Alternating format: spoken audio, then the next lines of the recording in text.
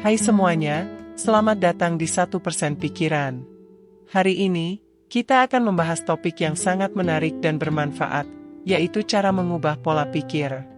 Kadang-kadang, kita terjebak dalam cara berpikir tertentu, dan melalui video ini, kita akan menjelajahi beberapa strategi untuk membuka pikiran kita dan melihat dunia dari sudut pandang yang berbeda.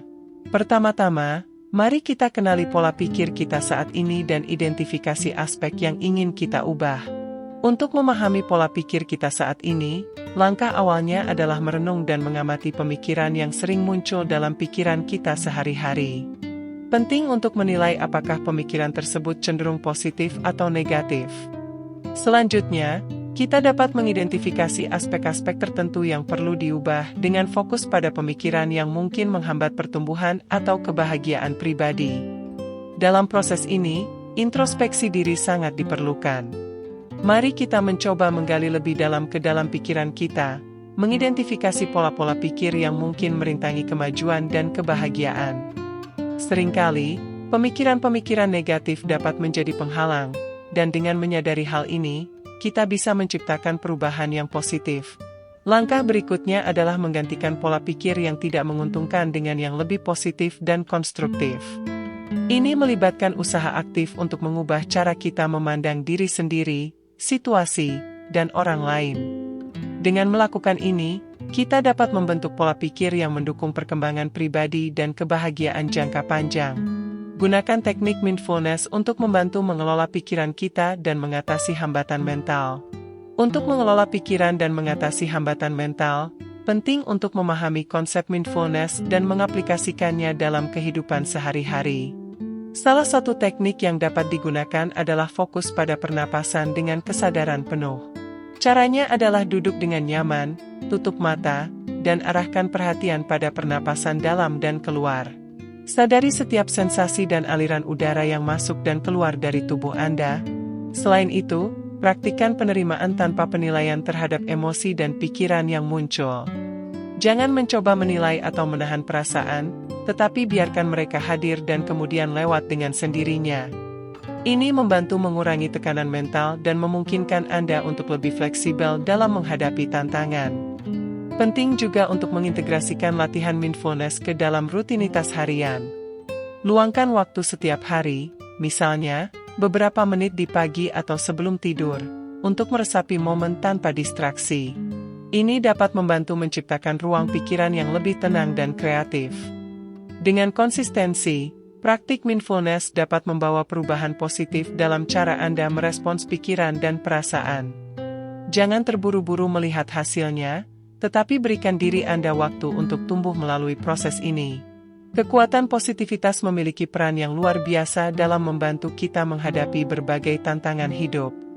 Ketika dihadapkan pada pandangan negatif, penting bagi kita untuk mengubah perspektif dan melihatnya sebagai peluang untuk belajar dan tumbuh.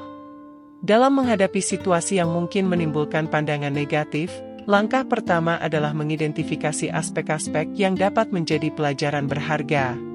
Tinjau kembali pengalaman tersebut secara lebih mendalam dan cari pemahaman mendalam tentang apa yang dapat kita ambil darinya. Identifikasi nilai-nilai positif atau kebijaksanaan yang dapat kita peroleh dari setiap situasi. Selanjutnya, fokuslah pada pencarian solusi. Pandangan negatif seringkali datang dari ketidakpastian atau kesulitan. Dengan menemukan cara-cara untuk mengatasi masalah atau menangani tantangan, kita dapat mengubah dinamika situasi tersebut. Hal ini tidak hanya membantu menyelesaikan masalah, tetapi juga memberikan kepercayaan diri dan membangun ketahanan mental. Penting untuk memandang setiap situasi sebagai kesempatan untuk tumbuh. Perubahan yang dihadapi dapat menjadi pemicu perkembangan pribadi yang positif. Jangan ragu untuk mengambil inisiatif dan mencari peluang-peluang yang mungkin muncul dari setiap peristiwa. Proses ini tidak hanya memberikan perspektif yang lebih positif, tetapi juga memperkaya kehidupan dengan pengalaman dan pembelajaran baru. Ingatlah bahwa dalam setiap rintangan terdapat potensi pembelajaran dan perkembangan. Dengan menghadapi pandangan negatif dengan sikap positif, kita dapat meresapi makna dan nilai-nilai positif dalam setiap perjalanan hidup kita. Menciptakan kebiasaan positif merupakan langkah krusial dalam meningkatkan kesejahteraan mental dan emosional kita. Proses ini tidak hanya melibatkan perubahan perilaku sehari-hari, tetapi juga memerlukan penyesuaian dalam lingkungan sekitar.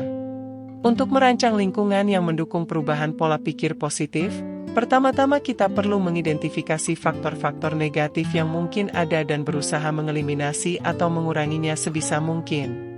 Selanjutnya, kita dapat menciptakan ruang yang memancarkan inspirasi dan kegembiraan.